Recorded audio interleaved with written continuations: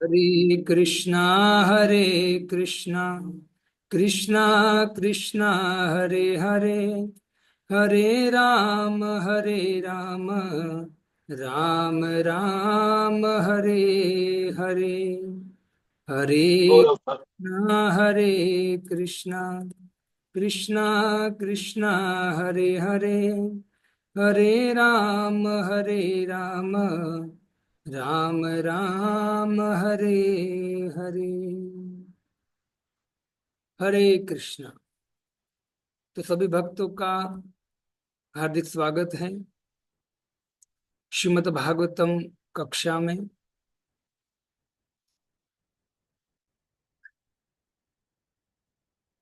तो श्रीमद् भागवतम हम श्रवण कर रहे सुद गोस्वामी के मुख से।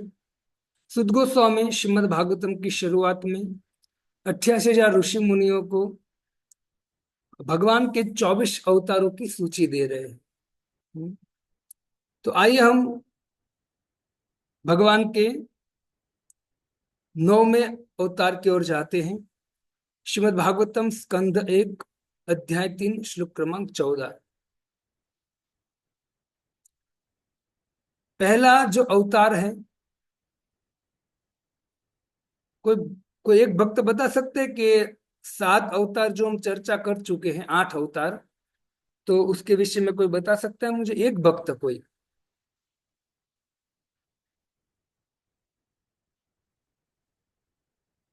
नाम नाम गिना सकता है कोई?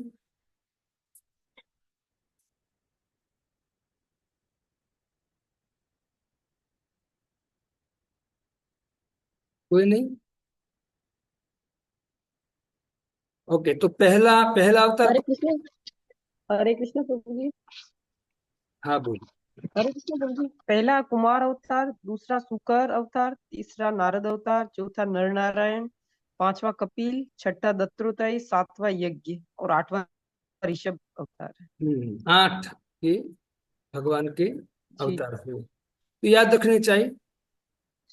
आइए 9वें अवतार की ओर चलते हैं। भगवान नौवां अवतार ऋषि भीरियाचितो भेजे नवमं पार्थिवं वपु दुग्धे मामोष दीर्विप्रातिनायम स उषतम। हे ब्राह्मणों, मुनियों द्वारा प्रार्थना किए जाने पर भगवान ने 9वें अवतार में राजा पृथु का शरीर स्वीकार किया, जिन्होंने विविध उपजे प्राप्त करने के लिए पृथ्वी को जोता। फलस्वरूप पृथ्वी अत्यंत सुंदर तथा आकर्षण बन गई। तो 9वें अवतार के रूप में भगवान ने पृथु के रूप में प्रकट हुए थे। भगवान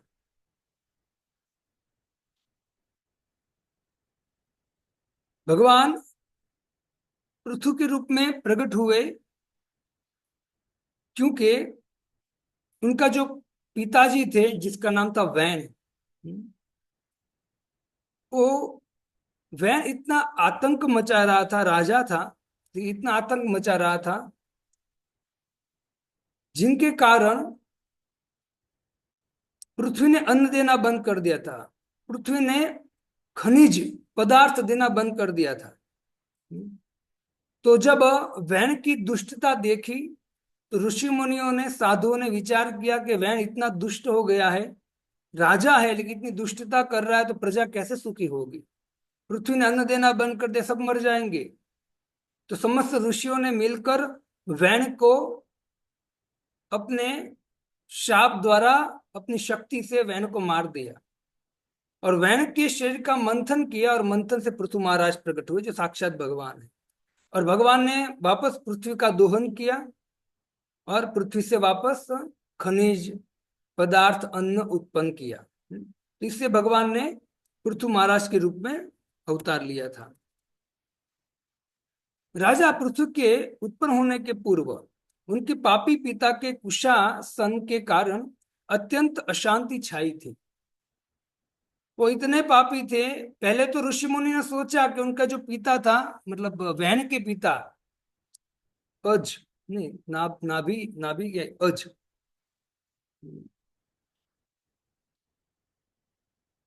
का नाम अभी आएगा शायद। तो उनके पिताजी ने देखा कि मेरा पुत्र दुष्ट है, तो उनको छोड़कर वो जंगल में तपस्या करने के लिए चले गए। जब वो जंगल में तपस्या करने के लिए चले गए तो अराजकता छा गई, और अराजकता के द्वारा बहुत अधर्म फैलता है। इससे समझ ऋषि मुनियों ने कृपा करके ये वैन को राजा बनाया। लेकिन वैन को जैसे राजा बनाया तो वैन ने उस ऋषि मुनियों ने जिसको उसको राजा बनाया था, उस ऋषि मुनियों के यज्ञ तपस्या बंद करना चालू कर दी। और इतना दुष्ट था कि कोई भी व्यक्ति उनके खिलाफ कुछ भी बोलता था तो उनको मृत्यु का दंड देता था। तो इतनी दुष्टता के कारण समस्त ऋषि मुनियों ने उनको दंड दिया। वक्त अशांति फैल गई थी। जब कोई राजा ही अधर्मी हो तो निश्चित है कि संसार में प्रजा के बीच में अशांति होगी। तो तब ऐसी स्थिति बन गई थी। तो कहते हैं कि बुद्धिमान व्यक्तियों अर्थात मुनियों तथा ब्राह्मणों ने भगवान से न केवल अवतरित होने के लिए प्रार्थना की, अपितु उन्होंने इस राजा को सिंहासन से उतार भी दिया। पहले तो राजा को ही मार दिया और फिर भगवान को प्रार्थना किया कि अब आइए, है ना, वरना ये कैसे चलेगा। राजा का कर्तव्य है कि वह पवित्र हो और अपनी प्रजा के सर्वांगीण कल्याण का ध्यान रखे। देखो, राजा को पवित्र होना चाहिए और समस्त जीव के कल्याण हेतु हेतु उनको सोचना चाहिए। लेकिन राजा पवित्र कब कब रह सकता है? जब वो भगवान के गीता भागवतम को फॉलो करे, तब वो पवित्र रह सकता है। बाकी कलयुग में ऐसा कोई स्थान नहीं है, कोई ऐसी जगह नहीं है और कोई ऐसा वातावरण नहीं है कि व्यक्ति पवित्र हो रह सके। अगर पवित्र रहना है तो उनको किस किस छत्र छाया के नीचे आना पड़ेगा? भगवत छत्र छाया के नीचे आना पड़ेगा, तभी वो व्यक्ति पवित्र हो सकता है। इसे कहते हैं राजा को पवित्र होना चाहिए और अपनी प्रजा के सर्वांगीण कल्याण का ध्यान रखना चाहिए। और प्रजा का कल्याण कैसे होगा? बड़े बड़े एयरपोर्ट बनाने से होगा? तो कैसे होगा कल्याण? भगवान की भक्ति से जब वो, राजा धर्म के अनुसार हाँ, मतलब जब राजा धर्म का खुद पालन करेगा और प्रजा को धर्म के अनुसार चलने का उपदेश देगा, आदेश देगा, तभी उनका कल्याण हो सकता है। बाकी कोई कल्याण नहीं हो सकता है जीव का। तो यहाँ वही कहते हैं कि राजा का कर्तव्य है। देखिए, राजा का कर्तव्य था, लेकिन एक कर्तव्य वैन चूक गया था, उनको नहीं पता था। इससे वैन दुष्ट हो चुका था भक्तों। इससे ऋषि मुनियों को ये कदम उठाना पड़ा। राजा जब भी अपने कर्तव्य पालन में कुछ असावधानी बरते तो बुद्धिमान व्यक्तियों को चाहिए कि उसे सिंहासन से उतार दे। है ना, उतार देना चाहिए ऐसे लोगों को। किंतु ये बुद्धिमान व्यक्ति दुख सिंहासन पर नहीं बैठते।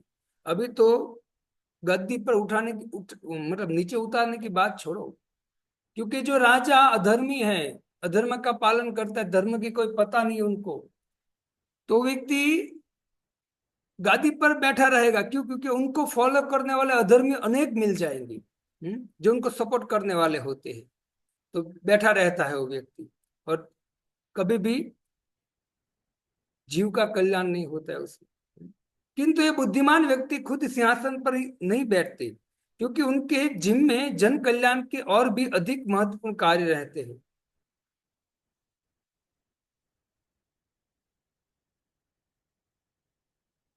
अतः राजा सिंहासन पर न बैठकर उन्होंने भगवान से अवतार लेने की प्रार्थना की और भगवान महाराज पृथ्वी के रूप में प्रकट हुए। असली बुद्धिमान व्यक्ति या योग्य ब्राह्मण कभी भी राजनैतिक पदों की चाह नहीं करते। देखो भक्तों, जब वैन को इस ऋषि मुनि ने मार दिया तो उस ऋषि मुनि जो ब्राह्मण थे, उस ब्राह्मणों में से कोई एक व्यक्ति बैठ सकता था, लेकिन ब्राह्मणों में से कोई नहीं बैठा। उससे किसको प्रार्थना किया? भगवान को प्रार्थना किया, प्रभु आप आइए या आपके प्रतिनिधि को किसी को भेजिए। तो यहाँ प्रभुपाद जी कहते हैं कि जो ब्राह्मण होता है, भगवान का भक्त होता है, वैष्णव होता है, उनको यदि कहा भी जाए कि आप बड़े पोस्ट पर बैठिए, साधु को कहा जाए, पीएम सीएम जो भी है, तो वो क्या कहेगा? वो पदों की चाह नहीं करता है वो, है ना। प्रभुपाद जी को भी बोला गया था कि प्रभुपाद जी आप जगत गुरु है, मतलब सबको इतनी सुंदर शिक्षा दे रहे हो, जगत में सबको कृष्ण भावनामृत बना रहे हो गीता भागवतम के द्वारा, तो वास्तव में आपको प्राइम मिनिस्टर बनना चाहिए। तो प्रभुपाद जी कहते मैं प्राइम मिनिस्टर नहीं बनना चाहता हूँ, मैं प्राइम मिनिस्टर का गुरु बनना चाहता हूँ। है ना, क्योंकि प्राइम मिनिस्टर गुरु बनूंगा तो मेरे आदेश अनुसार वो कार्य करेगा ना, तो पूरे जन जन का सबका कल्याण होगा। तो बहुत ऊंचे विचार थे प्रभुपाद जी के। वो ऊंचे विचार कहाँ से आए प्रभुपाद जी के, मुझे बताएंगे कोई? हरे कृष्ण प्रभु जी, अपने गुरु से और शास्त्रों से। ये जो, और कोई बता सकता है कुछ? तो इतना डिले क्यों कर?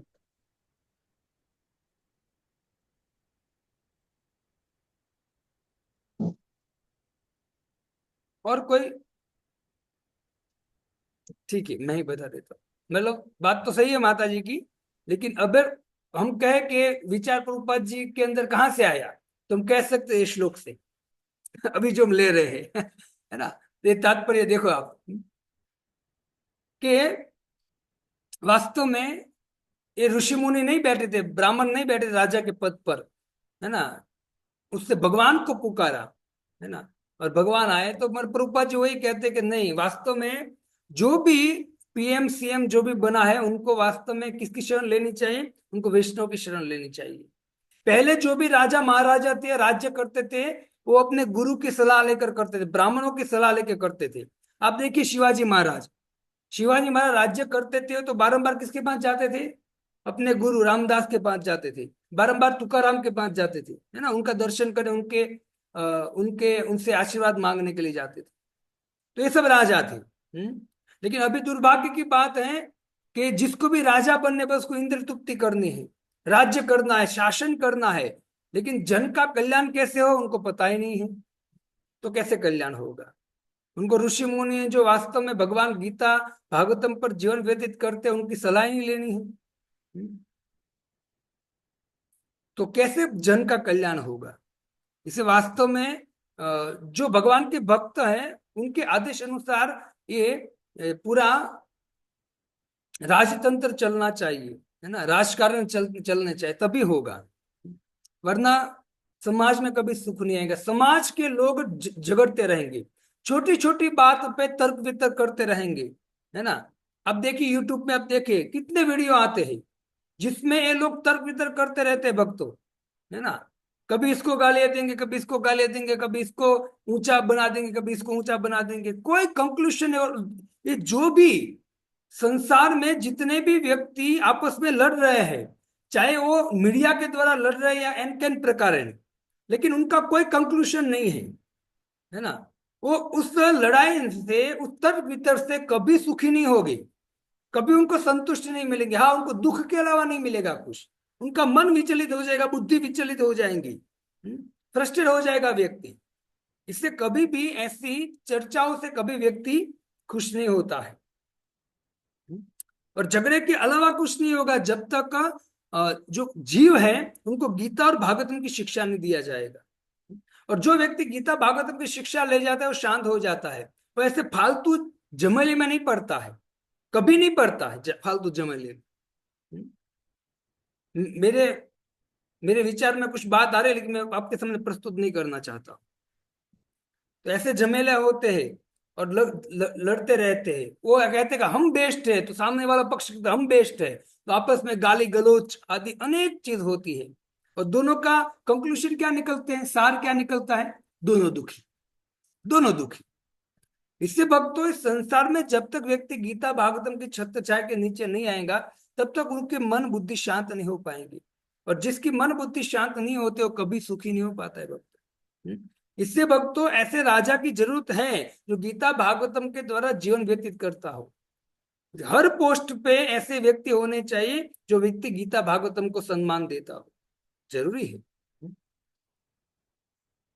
महाराज पृथु ने पृथ्वी से अनेक उत्पाद खोज निकाले। ऐसा राजा प्राप्त करके न केवल प्रजा प्रसन्न हुई, अपितु पृथ्वी का सारा दृश्य भी सुंदर तथा आकर्षण हो गया।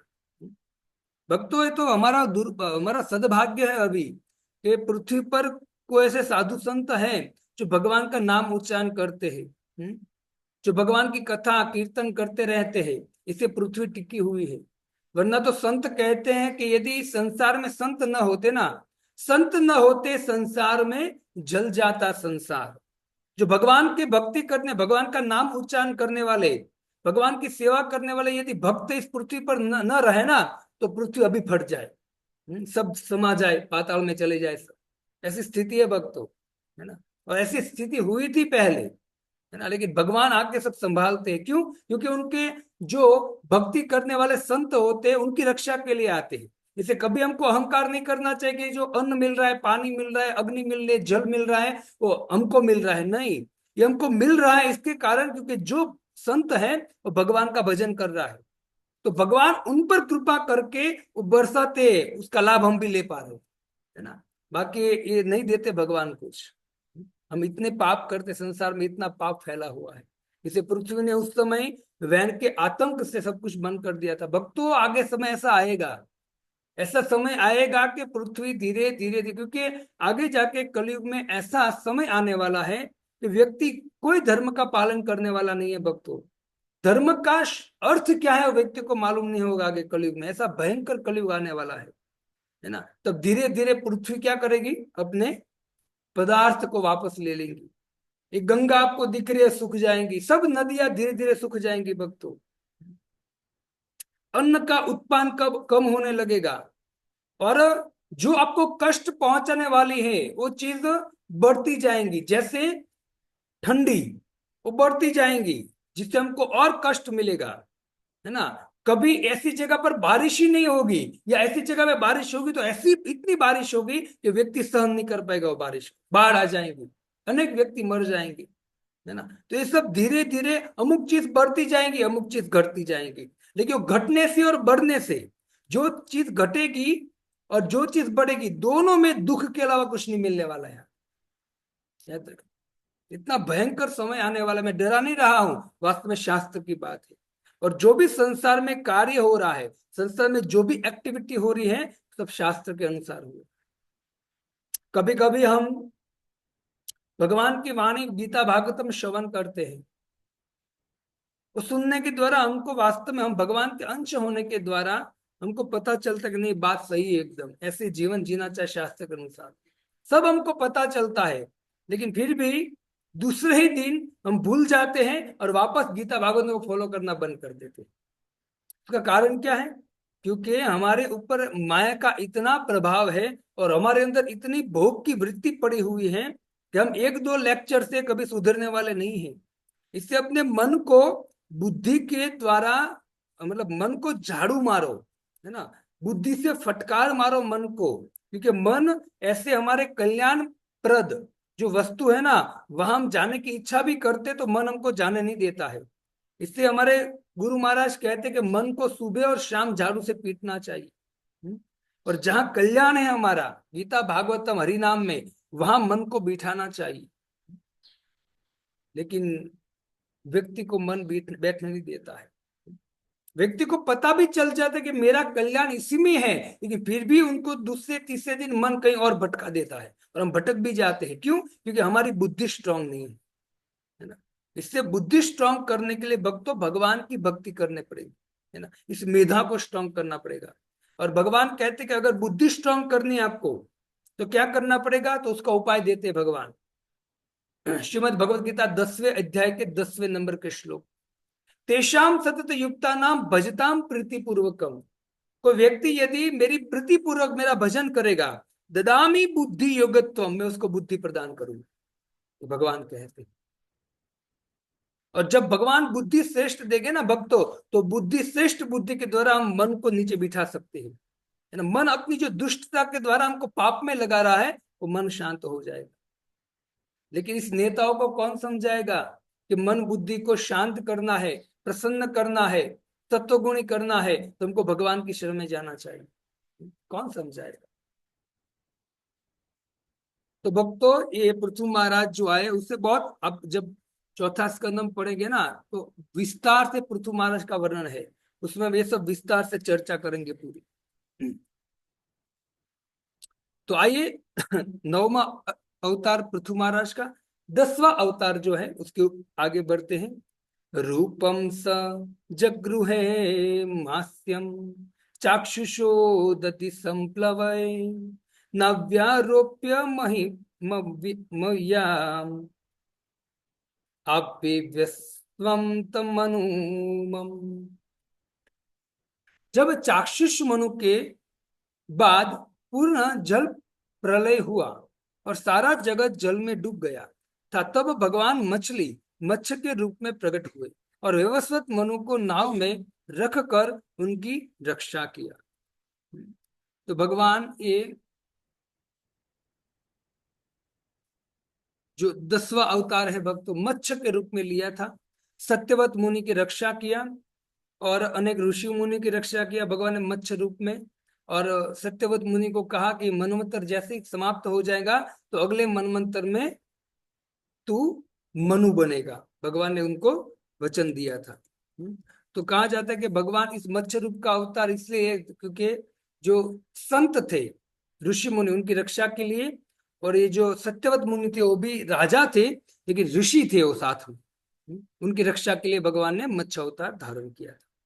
भगवान के मूल भाष्यकार श्रीपाद श्रीधर स्वामी ने मत अनुसार प्रत्येक मनु के बदलने पर सदैव प्रलय नहीं होता, फिर भी चाक्षुष मनु के कार्यकलाप के पश्चात यह प्रलय सत्यवत को अद्भुत लीला दिखाने के लिए किया गया था। तो यहाँ कहते हैं कि हर मनु जब बदलता है तब प्रलय नहीं होता। हर मनु कब बदलता है तो बताएंगे?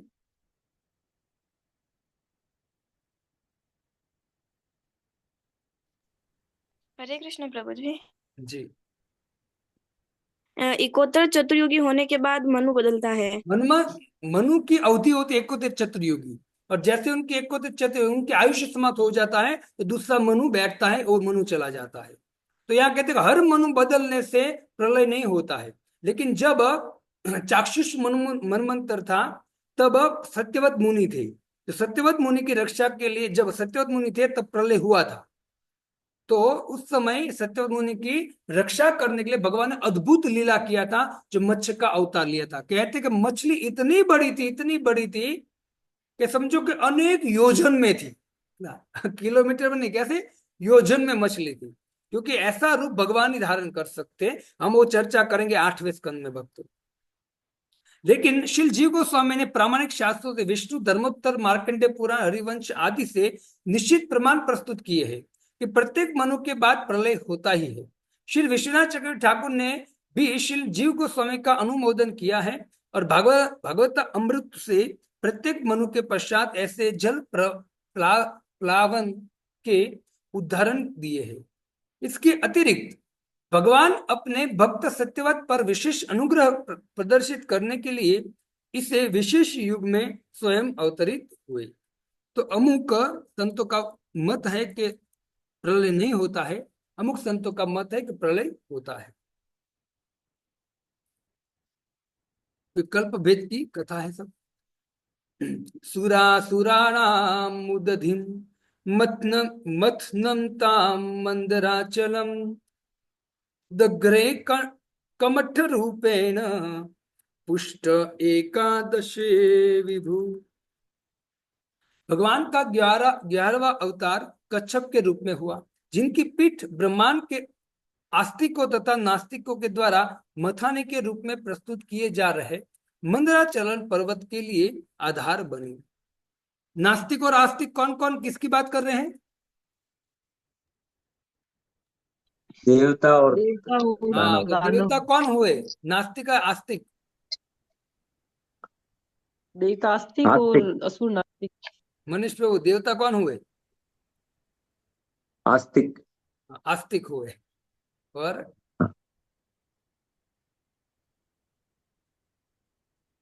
असुर क्या हुए? नास्तिक हुए। नास्तिक, असुर नास्तिक हुए। एक बार आस्तिक तथा नास्तिक दोनों ही समुद्र से अमृत निकालने में जुटे थे, जिससे वे सब प्राप्त अमृत पीकर अमर हो सके। उस समय मंदराचरण पर्वत मथाने की तरफ प्रयुक्त किया गया और समुद्र के जल से भगवान के अवतार कश्यप की पीठ को पर्वत के लिए आधार बनाया। जब मंदर पर्वत लाए मंथन करने के लिए, तो मंदर पर्वत जैसे पानी में जाता है तो कभी ऐसे जाता है, कभी ऐसे होता है, कभी ऐसे होता है, तो मतलब बैलेंस नहीं हो रहा था। मंदर पर्वत पहले तो अंदर चला गया, अंदर चला, बैलेंस तो बाद में, पहले अंदर चला गया। तो उसको बाहर निकालने के लिए भगवान ने कश्यप रूप लिया, जिसकी हम चर्चा कर रहे हैं, और कश्यप की पीठ पर मंदराचलन को भगवान ने ऊपर उठाया। तो हम ये कथा की चर्चा करेंगे 8वें स्कंद में विस्तार। धान्वंतरम द्वादशमं त्रयोदशमेव च अपाययस्तु नानन्यान् मोहिन्या मोहयन् स्त्रिया। 12वें अवतार में भगवान धन्वंतरि के रूप में प्रकट हुए, और 13वें अवतार में उन्होंने स्त्री के मनोहर सौंदर्य का नास्तिकों द्वारा मोहित किया और देवताओं को पीने के लिए अमृत प्रदान किया। 12वां अवतार धन्वंतरी और 13वां अवतार मोहिनी के रूप में भगवान प्रकट हुए। और धन्वंतरी प्रकट हुए क्योंकि अंदर से धन्वंतरी भगवान क्या लेकर निकल रहे थे, अमृत का कलश, और अमृत का कलश लेकर निकले तो देवता और दानव दोनों लड़ने लगे। भक्तों 8वें स्कंद में बहुत रोचक कथा है दोनों की बहुत आनंद आता है, ये सब सुनते हैं ना एक एक श्लोक के द्वारा, तो बहुत मजा आता है। ये लोग अमृत के लिए बाप बेटे लड़ रहे हैं, है ना सास ससुर लड़ रहे हैं, है ना, अनेक लोग लड़ रहे हैं और ये अमृत के लिए, लेकिन भगवान उनको ऐसे चकमा देते। बहुत सुंदर कथा है भक्तों 8वें स्कंद में। और वो जब अमृत लेकर ये असुर भाग गए तो भगवान मोहिनी के रूप में आए, उसको मोहित किया और अमृत देवताओं को पिला दिया। वो कथा हम 8वें स्कंद में पढ़ेंगे। चतुर्दशम नारसिंहम विभ्रतेन्द्र मूर्जितम ददार कर जेरूरा वेर काम कट क्रुद्ध था। 14वें अवतार में भगवान नरसिंह के रूप में प्रकट हुए और अपने नाखूनों से नास्तिक हिरण्यकशिपु के बलिष्ठ शरीर को उसी प्रकार चीर डाला जिस प्रकार बढ़ाई लट्ठे को चीर देता है। भगवान ने अपने भक्त का, प्रहलाद का रक्षा करने के लिए क्या किया, तो कहते कि जिस तरह से एक बच्चा एक मलेखों को चीर देता है, वैसे ही भगवान ने उस असुर हिरण्यकशिपु को अपने तीक्ष्ण नाखूनों के द्वारा चीर दिया। पंचदशम वामनकम कृत्वा गादध्वरम बले पदत्रयम याचमानम प्रत्यार्दित्सु स्त्रीपीष्टपम। 15वें अवतार में भगवान ने बौने ब्राह्मण वामन का रूप धारण किया और वे महाराज बलि द्वारा आयोजित यज्ञ में पधारे। यद्यपि वे हृदय से तीनों लोगों का राज्य प्राप्त करना चाह रहे थे, किंतु उन्होंने केवल 3 पग भूमि दान में मांगी। सर्वशक्तिमान भगवान किसी को भी थोड़ा थोड़ा देकर पूरे ब्रह्मांड विश्व का राज्य प्रदान कर सकते हैं, और उसी प्रकार से एक छोटा सा भूखंड मांगने के बहाने ब्रह्मांड का राज्य वापस भी। तूने भक्तों, ये श्लोक से एक सिद्धांत सुंदर निकलता है कि यदि आप भगवान की भक्ति कर रहे हो या भगवान से कुछ मांग रहे हो तो देने वाला भगवान है। भगवान है, देने वाला भगवान है। कुछ भी आपके पास हो, छोटी सी छोटी चीज आपके पास हो, देने वाला भगवान है। और यदि आपको भगवान ने बहुत कुछ दिया है, पैसा, गाड़ी, बंगला, जो भी बहुत कुछ दिया भगवान देते हैं, तो उनके द्वारा हमको मतलब अहंकार नहीं करना चाहिए। वो सब कुछ हमको भगवान को सेंटर में रख कर प्रसाद के रूप में ग्रहण करना चाहिए, भगवान की सेवा में लगाते हुए ग्रहण करना चाहिए। वरना यदि कोई व्यक्ति भगवान कुछ देता है और वो चीज प्राप्त करके भोग करने लगता है और अहंकारी बन जाता है, तो यहाँ प्रभुपाद जी कहते हैं कि जो भगवान देते हैं वो ले भी सकते हैं ना, वो उनका है सब कुछ, वो कभी भी ले सकते हैं, कभी भी ले सकते हो। तो आपको कोई दृष्टांत है ऐसा आपके पास, तो भगवान ने उनको दिया और भगवान ने वापस ले लिया? परफेक्ट दृष्टांत आपके पास है शास्त्र भागवतम के द्वारा।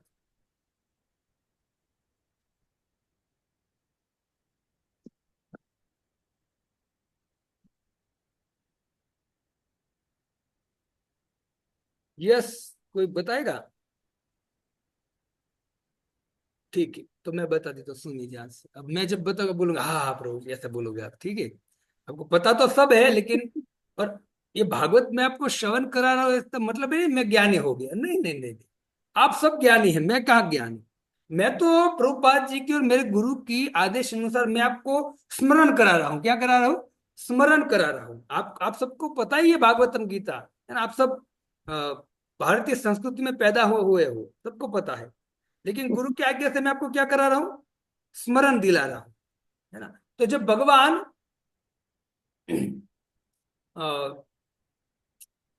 क्या नाम है, सहस्त्रबाहु अर्जुन का नाम सुना होगा आपने। सहस्त्रबाहु अर्जुन ने दत्तात्रेय भगवान का भजन किया और दत्तात्रेय भगवान से उसने वरदान मांगा, तो दत्तात्रेय भगवान ने उसको 1000 हाथ दिए। कितने? 1000 हाथ। मतलब 1000 हाथ प्रकट नहीं थे, लेकिन जब चाहे प्रकट कर सकता था, इतनी शक्ति थी उसमें। किसने दिया था? भगवान दत्तात्रेय, जो पीछे हम श्रवण कर चुके, भगवान का दत्तात्रेय अवतार, 6वां अवतार। और दत्तात्रेय भगवान ने सहस्त्र बाहु अर्जुन को 1000 हाथ दिए थे। लेकिन 1000 हाथ की शक्ति प्राप्त करके इतना अहंकारी बन गया कि अनेक ऋषि मुनियों को परेशान करने लगा, आतंक मचाने लगा। तो आतंक मचाने लगा, अहंकारी हो गया उस शक्ति के द्वारा। तो वही भगवान किसके रूप में आए? परशुराम के रूप में आए, और वो 1000 हाथ परशुराम ने वापस ले लिए। तो है ना परफेक्ट दृष्टांत, है ना? और कोई दृष्टांत दूसरा है, कोई बताएंगे मुझे?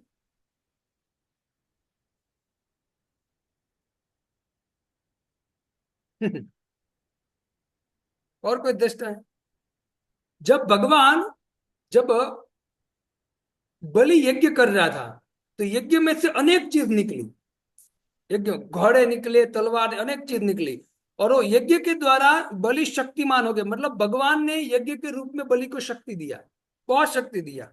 और जब बलि के पास से लेने की हुई, तो बलि के पास से सब कुछ भगवान ने वापस ले ली। तो वामन की बात है। तो दोनों चीज है भक्तों के। भगवान जब हम कार्य गलत करते हैं, भगवान जो भी देते तो भगवान छीन भी लेते हैं, है ना? इससे कहते हैं कि भगवान देते हैं तो छप्पर फाड़ के देते हैं, और जब भगवान लेते हैं ना, तो लुच के पोछा मार के ले लेते हैं। है ना? नंगा कर देते हैं भगवान। तो सावधान रहे ना, जिसको जो भी दिया ठाकुर जी की सेवा में लगाओ। अब ऐसा मत सोचना कि प्रभु प्रभु हम हमसे कुछ मांग रहे हैं। हम क्या मांगेंगे आपसे? भगवान मांग रहे हैं आपसे। है ना? तो कितना समय बाकी है? 6 मिनट बाकी है। चलो एक एक अवतार और हो जाएगा। अवतारे षोडश में पश्यन् ब्रह्मद्रुहो नृपानः त्रिसप्त कृत्व कुपीतो निक्षत्राम करोन्महिम्। 16वें अवतार में भगवान ने भृगुपति के रूप में क्षत्रियों का 21 बार संहार किया, क्योंकि वे ब्राह्मण बुद्धिमान वर्ग के विरुद्ध किए गए विद्रोह के कारण उसने क्रुद्ध थे।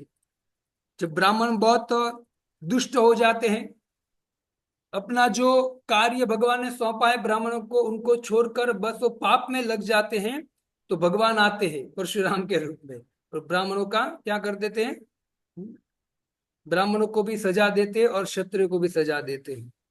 इसे जो भी भगवान ने करते दिया, चाहे क्षत्रिय हो या ब्राह्मण हो, उनको जो कर्तव्य दिया है उनका पालन करना बहुत आवश्यक है, वरना भगवान दंड देंगे सबको। खास करके क्षत्रियों का। क्षत्रिय रुधिरमय, क्षत्रिय उदंड हो गए थे, उसको मारने के लिए आए थे। लेकिन प्रभुपाद जी कहते कि जो ब्राह्मण भी यदि उदंड हो जाता है तो उनको भी सजा देने के लिए ठाकुर जी आते हैं। यह अपेक्षा की जाती है कि क्षत्रिय या प्रशासक वर्ग उस बुद्धिमान मनुष्य के निर्देश से इस लोक का शासन चलाएंगे। बुद्धिमान वर्ग कौन है? ब्राह्मण। ब्राह्मण और प्रशासक वर्ग कौन है? क्षत्रिय। क्षत्रिय। और दोनों को भगवान ने कुछ कार्य के लिए भेजा है। जब वो भगवान चाहते कि लोग शासन चलाएंगे बुद्धिमानी से, दोनों मिलकर, है ना, कि ब्राह्मण जो है शास्त्र को पढ़ेगा, धर्म का पालन करके वही शास्त्र को पढ़ के राजा को आदेश देगा, उनको ज्ञान देगा, और राजा उस तरह से राज्य करेगा और सब प्रजा सुखी रहेंगी। लेकिन जब कोई व्यक्ति ऐसा नहीं करता है तो भगवान क्रुद्ध हो जाते हैं। जो प्रामाणिक शास्त्रों के आधार पर शासक को निर्देश देते हैं, शासक इसी निर्देश के अनुसार शासन चलाते हैं। जब कभी क्षत्रिय या शासक वर्ग विद्वान तथा बुद्धिमान ब्राह्मणों के आदेशों की अवज्ञा करते हैं, तो वे बलपूर्वक उनके पदों से हटा दिए जाते हैं और बेहतर शासक की व्यवस्था की जाती है। जब क्षत्रिय उदंड हो जाते हैं तो जो ब्राह्मण होते हैं क्षत्रिय को हटा देते हैं। तो क्या अभी जो क्षत्रिय उदंड हो जाते हैं उनको हटा सकते हैं ब्राह्मण? नहीं, क्यों नहीं हटा सकते हैं?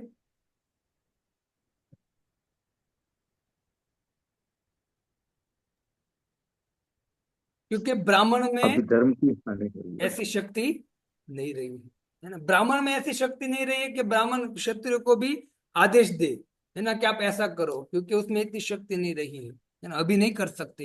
लेकिन पहले भक्त तो ऐसा था, अभी भी है, अभी ऐसे संत है जो भगवान को परफेक्ट फॉलो करते हैं, अगर उनके आदेश अनुसार कार्य करें तो भी अभी पृथ्वी में सब जीव सुखी पूर्वक रह सकते हैं। लेकिन पहले के जो संत थे ब्राह्मण, वो दिन रात तपस्या में लगे रहते थे। इससे पहले जब सतयुग था, त्रेता युग था, तो हर ब्राह्मण को आदेश पालन करते हुए क्षत्रिय राज्य करता था और प्रजा सुखी होती थी।